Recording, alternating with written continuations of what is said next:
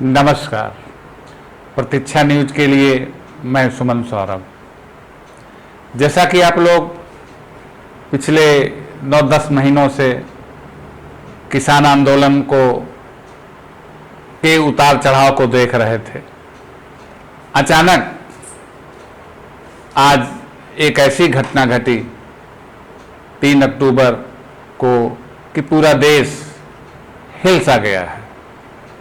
ऐसा कहा जाता है कि अपने गृह जनपद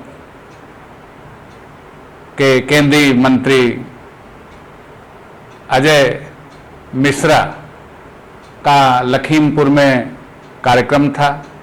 उस कार्यक्रम में शामिल होने के लिए प्रदेश के डिप्टी सीएम केशव प्रसाद मौर्य जी वहां पहुंच रहे थे। इस जानकारी के बाद, जैसा कि आप जानते हैं कि किसान जगह जगह भाजपा नेताओं का विरोध कर रहे हैं, ऐसा कई जगह देखने को भी मिला है। जब किसानों को इस बात की भनक लगी कि डिप्टी सीएम वहां पहुंच रहे हैं और कुछ उनका कार्यक्रम है, ऐसा कहा जाता है कि सूचना पर किसान बड़ी संख्या में इकट्ठा हो गए और अपना विरोध दर्ज कराने के लिए उन्होंने काले झंडे भी दिखाए। केंद्रीय मंत्री के पुत्र डिप्टी सीएम को केशव प्रसाद मौर्य जी को लेने जा रहे थे। किसानों ने उनके काफिले को देखकर विरोध जताया और काले झंडे दिखाए और वो मार्ग में आकर विरोध स्वरूप खड़े हो गए। यह देखकर केंद्रीय मंत्री के बेटे को गुस्सा आया, वो आक्रोशित हुए। पहले तो उन्होंने किसानों को समझाने का प्रयास किया, ऐसा सूत्र बताते हैं, पर किसान अड़े रहे। ऐसी जानकारी मिलती है कि इस पर मंत्री जी के बेटे को भी गुस्सा आ गया और इसी हलचल में उन्होंने या उनके कुछ एक और भी जो गाड़ियां साथ में थीं, वो किसानों की तरफ गाड़ियां बढ़ा दी, जिसके चपेट में आकर ऐसी खबर मिल रही है कि घटनास्थल पर 6 किसानों की मौत हो गई। यह देखकर किसान पूरी तरह से आक्रोशित हो गए। ऐसा भी बताया जाता है, जो मौके पे खबर आ रही है, कि इस घटना के बाद फायरिंग भी हुई। बाकी लोग तो निकल गए, लेकिन वो गाड़ियां जो किसानों को कुचल कर आगे बढ़ी थीं, बताया जाता है कि वो आगे पलट गईं और उग्र किसानों ने उन गाड़ियों को अपने कब्जे में लिया और उन पर आग लगा दी। यह खबर प्रकाश में आते ही देश और प्रदेश में आग सी फैल गई और तुरंत प्रशासन ने पीएसी की 3 कंपनियां लखीमपुर रवाना कर दी।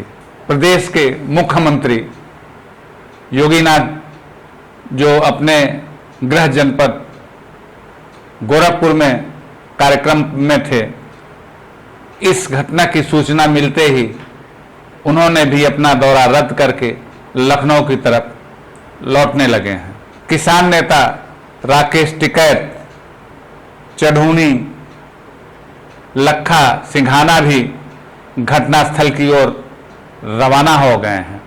ऐसी सूचना मिल रही है कि देर रात या सुबह तक वो लखीमपुर पहुंच जाएंगे।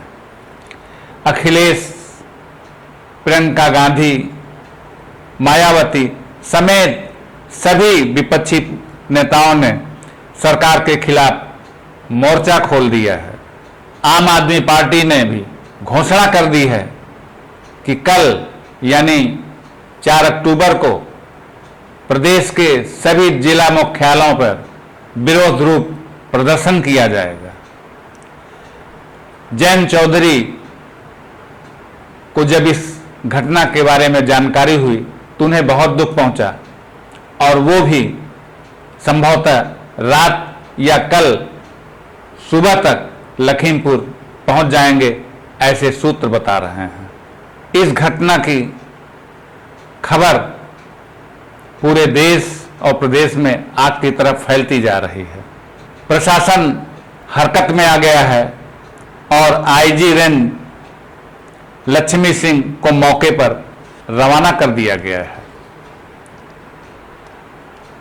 आसपास के थानों की फोर्स भी वहां पहुंच चुकी है। ऐसी भी सूचना मिल रही है कि जिले के आसपास के नेटवर्क को रोक दिया गया है।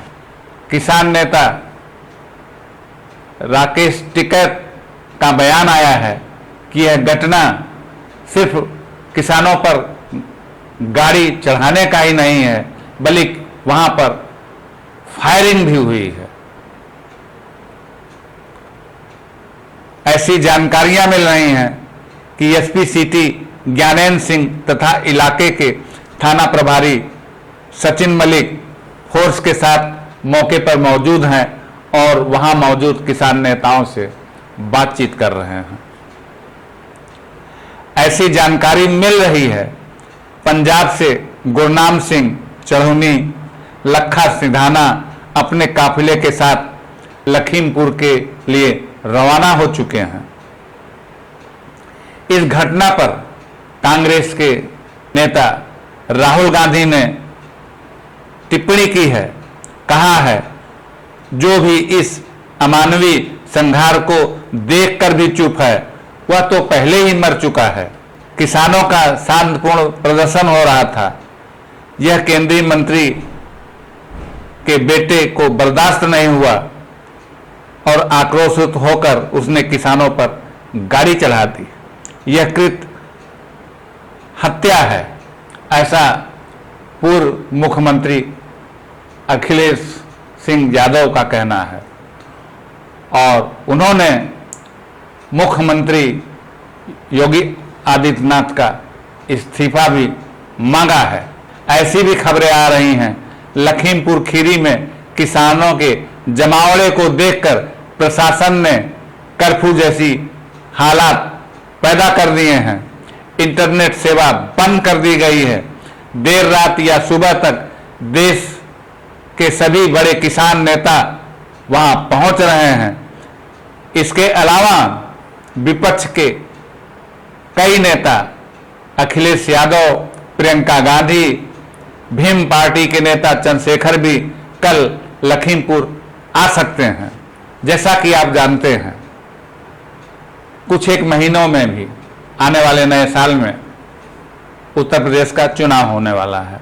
माहौल वैसे ही गर्म था और इस घटना ने विपक्ष को भाजपा सरकार को घेरने का मौका दे दिया है।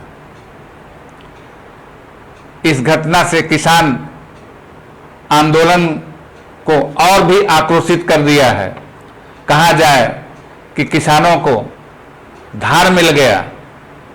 अब ये कहां तक जाएगा ये तो भविष्य ही बताएगा। विपक्ष कह रहा है यह घटना अमानवीय है और क्रूर कृत्य है। अब प्रदेश में भाजपाइयों का जुल्म बर्दाश्त नहीं किया जाएगा। विपक्ष की मांग है केंद्रीय मंत्री के बेटे के ऊपर हत्या का मुकदमा दर्ज हो। किसान नेता इस घटना से उग्र हो उठे हैं।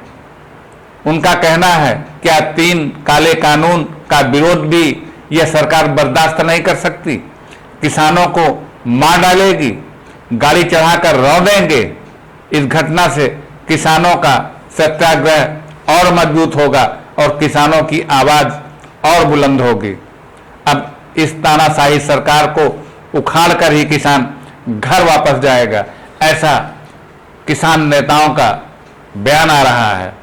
सच क्या हम एक ऐसे दौर में आ गए हैं कि जहां पर अपनी बात को कहना या किसी बात का विरोध करना इतना बड़ा अपराध हो गया है?